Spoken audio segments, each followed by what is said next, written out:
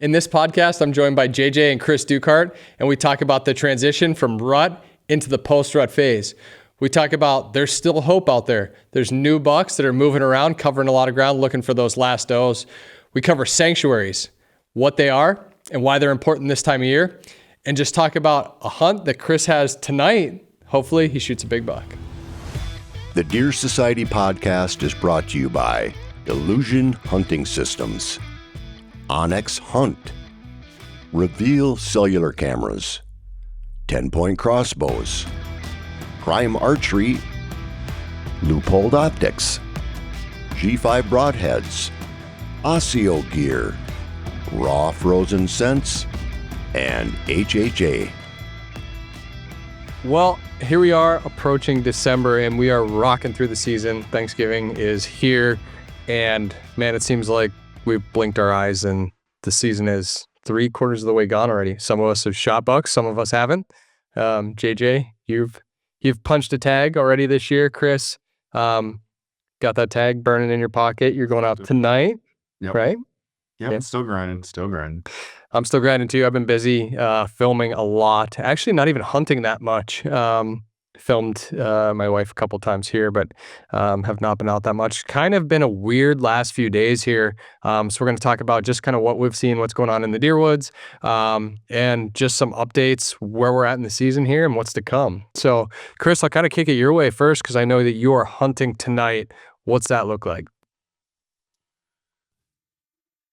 I kind of had a little miss episode. Work's busy too, so it's always that balance. One of the guys I was after was on camera 2 days ago, and the exact spot I was about to go to until when I was actually walking out the door, someone stopped in. I was the only person left here, and other issues happened at work, and also next thing you know, I'm leaving work, and he's on camera. So that was a little unfortunate, but I mean, I guess that's kind of how the hunting game goes sometimes. They always say, like, if you're not out there, you don't have a chance at getting one, but you can't be out there every day either, So no, it's just, I guess, that grind and probably going to keep playing that dance. Hopefully we get the timing right sooner than later to where we're both out there at the same time in the same spot. Yeah, it's been windy. So kind of shifting to some lower spots. It's winter's finally kind of here, I suppose. It's been a pretty warm fall here in southern Minnesota. Probably, I think, around the Midwest in general, maybe in the U.S. I feel like it's been a little warmer than normal, which is kind of nice, but now it's actually temperatures are dropped. We've been in the 30s. We've had our first little snow. It's melted now, but it's been raining, been precipitation, been colder. So yeah, with this wind and stuff, just shifting down into some lower spots and trying to get out of the wind and some blinds more, trying to stay out of the elements, with all the camera gear and stuff. So transition to that, and I suppose pretty soon here, we're kind of at the time of the year where, it was kind of weird, like, earlier this month and for these last few weeks, you really saw that pre-rut change into the full rut and like the gun hunting to where like you're seeing the big herds out feeding and stuff. And then all of a sudden, you would see them come out in the open and you could tell they wanted to be under more cover because they're starting to get chased. Little bucks come out and, any buck comes out, just blows out a field. The does are in smaller little groups if they're in a group. And, it was definitely that kind of thing going on. And now all of a sudden I feel like the last week or so I've been seeing the bigger groups of does and fawns kind of coming back together. Still, a little skittish, and stuff like that. But, definitely seeing them more together, seeing them more out on the food sources. It kind of seems like they're kind of going back into that phase, and just with the cold weather and just the general time of the year, it feels like, now we're going to be starting to play more of that. Okay, let's find those later month, colder weather, more of those food sources. I have a feeling they're going to be transitioning in the next few weeks to, those late winter food sources, or I guess it's not really winter, but late fall, early winter food source type of play. So the buck that you're going after tonight, that was there the other day, what's that setup look like? Is it a food source? Was he on a scrape? What's that kind of scenario look like?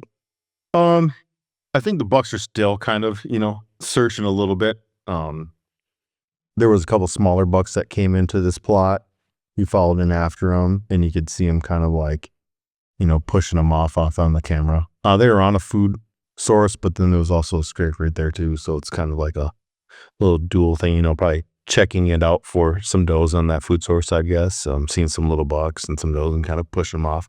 Probably still trying to find any, late does that are still, ready to breed. So, there's still definitely a little bit of that going on. Like I said, it's kind of a little bit of a transition. I feel like we're winding down through the rut phase and we transitioning. He's kind of a consistent buck on our property. But then he's sporadic too. But I feel like a lot of the deer have been so sporadic, they're not moving in all the strategic places and stuff like that we normally see and stuff like that. They're kind of, when the rut comes, they're kind of everywhere. Yeah. And they're just moving wherever they want to move. And he comes through, consistently enough to where we should be able to get a chance at him, especially if we just let him settle in here on some good food sources here, I think, in the next few weeks, or hopefully catch him before that, though. For sure. Yeah, I think that's something that we might dive into a little bit here after a bit. JJ, I want to hear your thoughts on where we're at, but sanctuary wise, talking about what is a sanctuary, why is it important, especially for this time of year. So we're going to get into that. But before we do, JJ, where are we at? What are you seeing?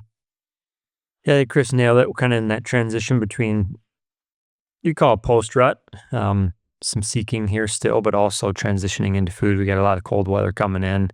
Last few days have been slow because the wind speeds have been so high.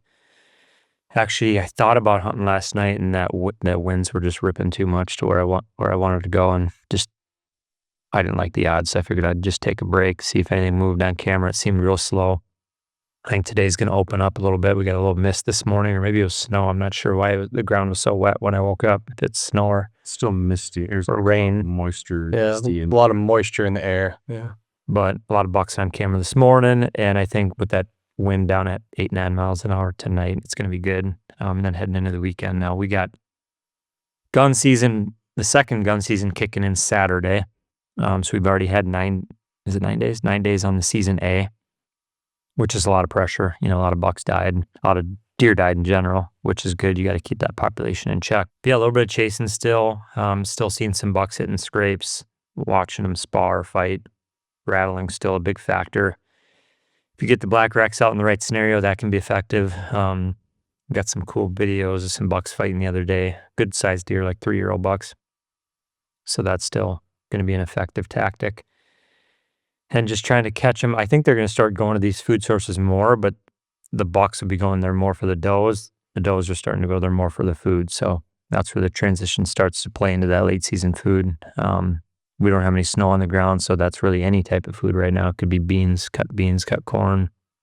It could be our primetime Nebraska mix. We're still hitting clovers and alfalfa, so there's a lot of food that's still open and available. Could be even in timber acorns. But as we get more snow in the next 2, 3, 4 weeks, whenever that happens, then it'll shift into the standing grain and more so. Kind of focus that movement a little bit more.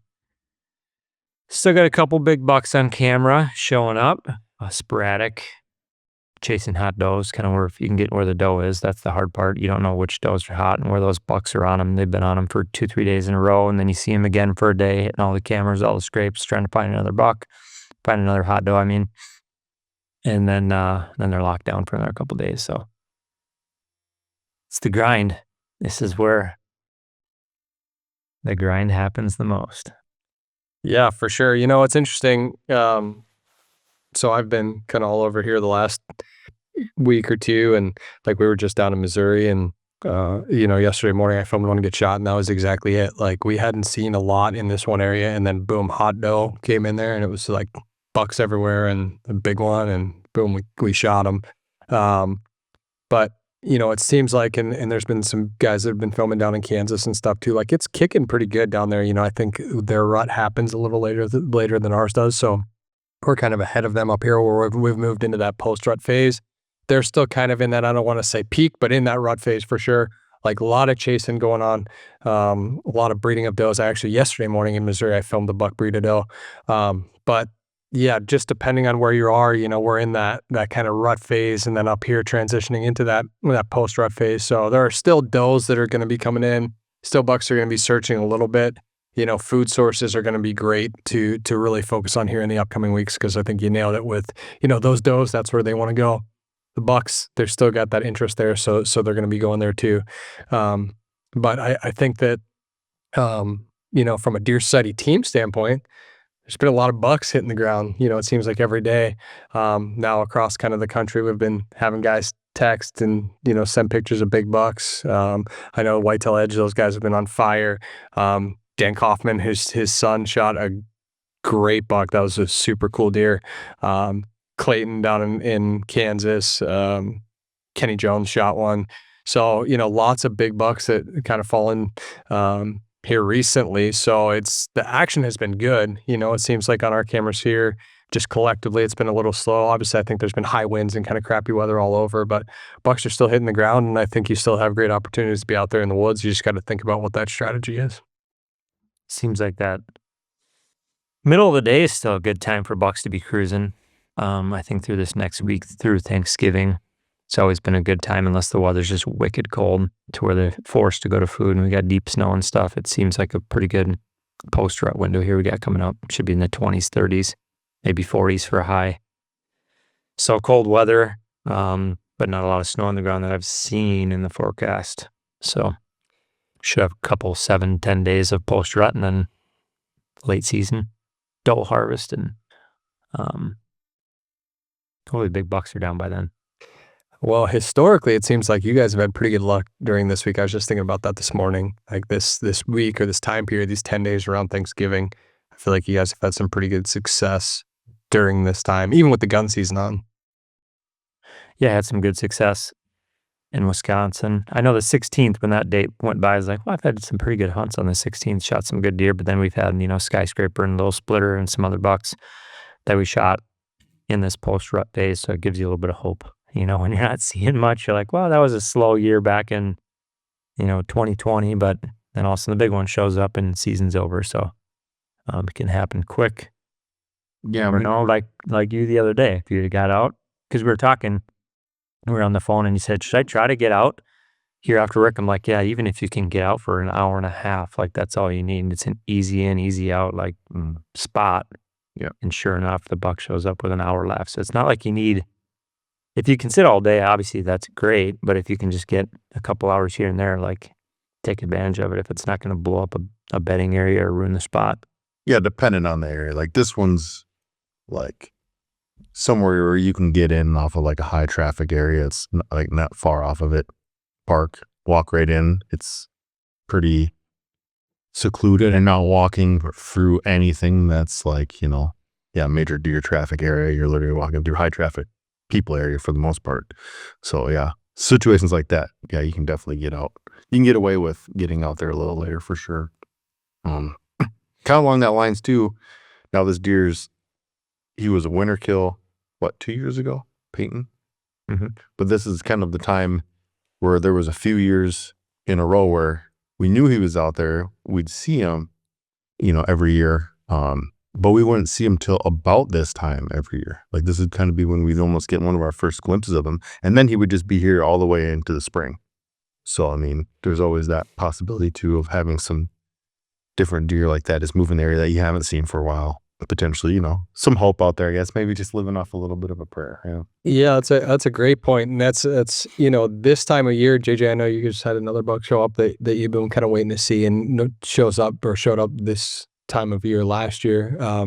I think this is the time of year when, you can have a new big buck show up. I think deer again will start moving into their winter kind of core areas, as well as, bucks are still looking for those last does. So they're moving. I had the other night, now this is probably 3 or 4 days, maybe 5 days ago, but there was a deer that I had come out, a daylight picture of him. This is a mature buck, daylight picture of him. And then probably 2 hours later, he was on another camera that I would bet you is almost 2 miles away, as a crow flies. So like he was covering a ton of ground, and it surprised the hell out of me to see him way over there just a couple hours later, but covering a lot of ground there. I think that, to your point, like there's hope, and this is the time of year where a lot of new bucks can show up on your property, which can be exciting. Yeah, I mean, that's exactly what you just said happened on the one property I hunt. Buck showed up last year about the 15th of November. Showed up this year the 13th of November, and hopefully he's going to stay. So then there's always the ones that you're waiting on from last year that in the back of your mind, you're hoping they made it and got through the gauntlet, show up. Look at Longhorn. Longhorn's a hunt breakdown that's going to be coming out here in the next couple weeks, and that's a perfect example of a deer that you waited on all year to show up, and he finally did, and you're able to capitalize on that. Yeah, so waiting on a buck all year, you look at previous years' history and you think, okay, this buck showed up first week in November, last week in October. So I'm going to wait for him, this season should be showing up last week in October, first week in November. Well, in this situation, the buck didn't show up until, I can't even remember the date now, if it was end of November or I can't remember the exact date, but he basically came back late season, big time injury, wore down, knew the food was in the area, and so I got to take advantage of that, but he wasn't as big as I thought. Didn't happen like I thought. It wasn't a rut situation. It was just late season food, and trying not to bump him. Deer get pretty skittish late season. So you got to be a little bit more careful with how you're accessing and moving around. There's less cover. Sometimes it's real quiet when it gets real cold and stands are creaking in those freezing temps. So it's a different hunt for sure. But yeah, he showed up and changed the season, tagged out on him. So you never know. Yeah. Let's talk about sanctuaries for a little bit. That was a topic that actually came up this morning. We were talking about it for another reason. And, when you talk about a sanctuary, right? What is a sanctuary in your opinion? And do you ever go in there? Do you go in there sometimes? And then I want to talk about why it's important, especially this time of year. But you guys have a lot of sanctuary on the Whitetails from Scratch property. I think if you can give a deer a sanctuary of any kind on your property, it's really important.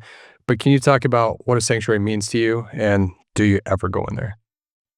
To shed hunt, to find a big buck down. That's about it.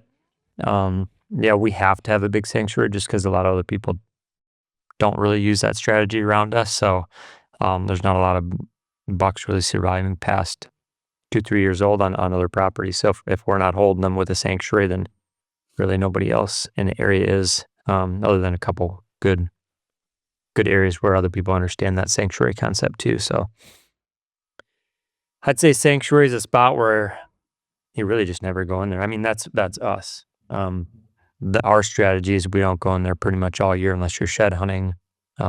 Maybe there's a window during like pre-rut, peak rut where you can dive in there with high winds and get away with it with good access or something, kind of hunt the edge, wind blowing out. But for the most part, yeah, we're not walking through the bedding area and kind of giving it to the deer.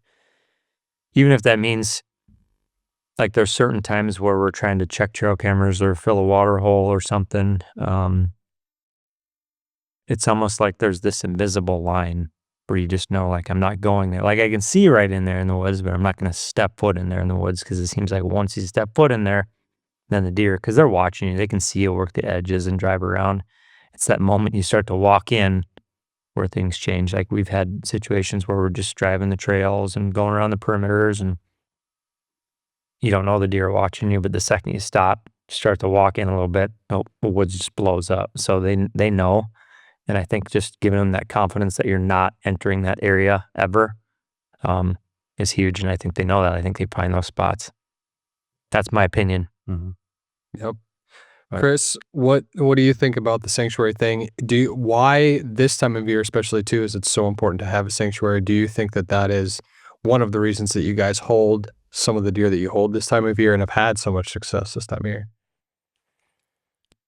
Yeah, and I think there's definitely a broad picture look at it when you go through like a year-round look at how you handle, the property as a whole and those specific areas that are less human traffic. You invade a little less. This time of year and how we approach it, we still get out and hunt during the gun season for sure. It's still a good time of year to be out hunting and stuff like that. I think we get a hair more strategic, kind of like hit our windows, I guess, when we want to go during those seasons, just because we know there's people out and a lot of pressure throughout all the timber and all the woods and all the egg land all around our property, we're still strategic about it. And we are too, even when we're aggressive, in those last few weeks, when it's prime up here right before the gun season starts for us archery hunters, we're still strategic, with our, presence in the areas and stuff like that. But I think we kind of get a little bit more strategic with it and pull a little bit of pressure off the property when we know there's high traffic around ours during these gun seasons.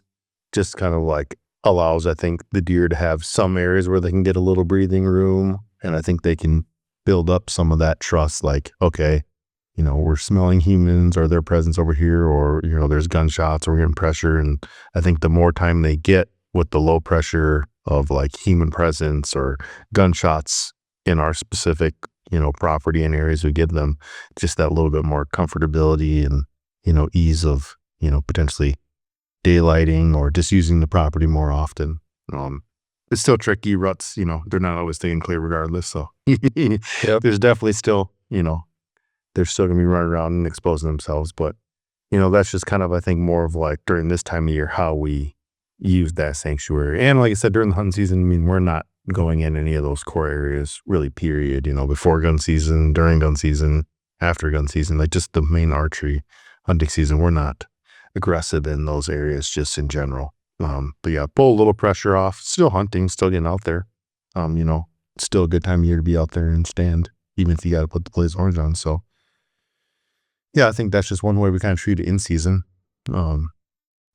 Some of these areas are kind of default sanctuary on our property too. Like there's areas we know where we'd like to get a little more aggressive, I think, in the future. But some of it kind of comes with like just planning and the time it takes to actually set up to like, okay, this would be a great area. We'd like to, hunt this area a little bit more during this time of year because we know it'd be a good traffic area, but we just haven't set up to where we can kind of get good access. So you can keep it a sanctuary, but be aggressive on it. Like JD said, kind of get in there, kind of slide in there, hunt those fringes of those areas.